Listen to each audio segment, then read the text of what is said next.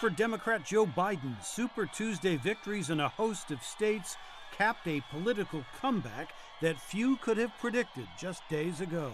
We want a nominee who will beat Donald Trump, but also keep Nancy Pelosi the Speaker of the House.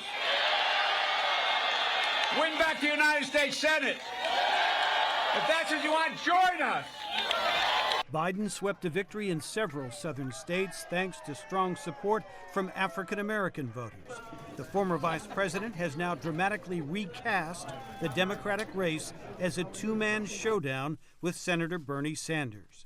Sanders did win the largest state voting on Super Tuesday, California, and now casts himself as an underdog fighting the Democratic Party establishment.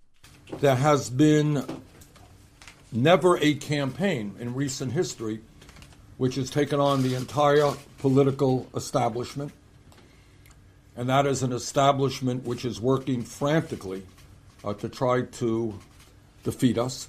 Biden now stands to benefit from the endorsement of former New York City mayor and billionaire Michael Bloomberg. Bloomberg dropped out of the race Wednesday after spending $500 million on TV ads, but he vowed to help defeat President Trump. Victory in November. Not victory for me or our campaign, but victory for our country. Biden's political fortunes took a dramatic turn after his victory last week in the South Carolina primary. Democratic strategist Penny Lee was a guest on VOA's Plugged In program.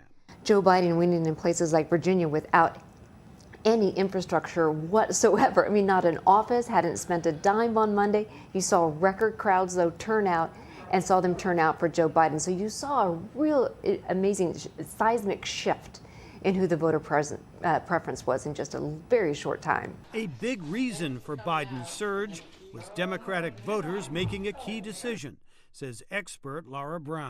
That much of Vice President Biden's support last night was not simply about being a for Biden vote as much as it was an against a Sanders nomination. The Super Tuesday primary showed that most Democratic voters have one overriding priority, says Larry Sabato. Because the one thing that Democrats want more than anything, and far more than usual, is to defeat the incumbent.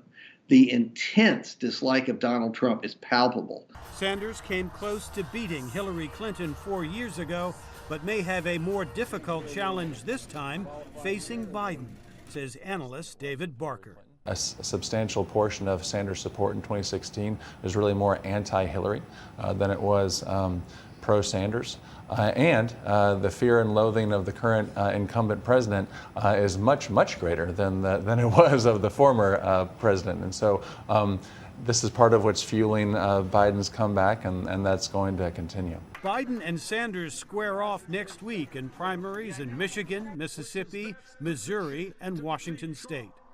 Jim Malone, VOA News, Washington.